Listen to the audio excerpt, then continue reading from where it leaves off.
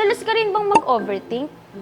Hindi maganda ang naidudulot nito sa atin, pero sa mga oras na ito, hindi ka nag-iisa. Sapagkat kasama mo ako sa pagtuklas kung paano nga ba maiiwasan ang sunog sa loob man o sa labas ng ating tahanan.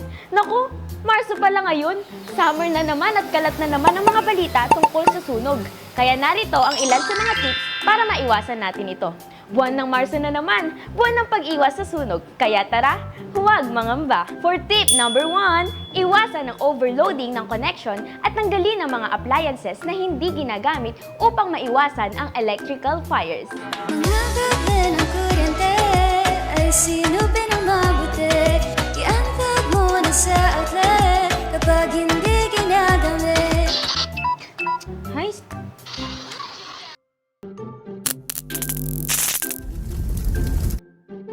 Tip number 2, maging mapagmasid sa mga kable ng kuryente at tiyakin na ito'y hindi napunit o nasira upang maiwasan ang lubhang pag-init na maaaring pagsimulan ng apoy.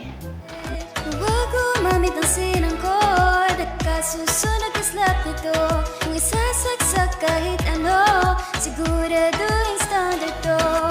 Huwag manghinayang, palitan kung kinakailangan.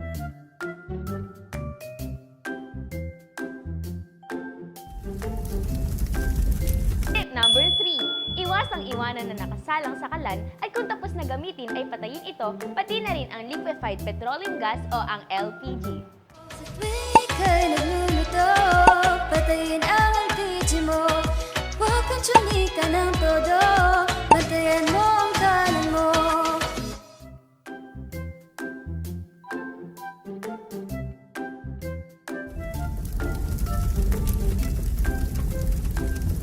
Number 4, iwasan ang pagsiga na posibleng pagmulan ng pagkalat ng apoy. Pagsisiga ng kahit ano, di lang hawak sa polusyon. Pagsusunog ng basura mo, mas maiging itapon mo. Ito ang ilan sa mga tips na pwede nating gawin para maiwasan ang sunog. Importante rin na merong fire extinguisher at fire blanket sa loob ng bahay at siguraduhin na ang lahat ng miyembro ng pamilya ay maalam sa paggamit nito. Ipwesto rin ito sa lugar kung saan ito ay madaling makikita. Sa panahon ng sunog, hindi ka nag-iisa. Tandaan na lamang ang may alam, lamang ang laging handa.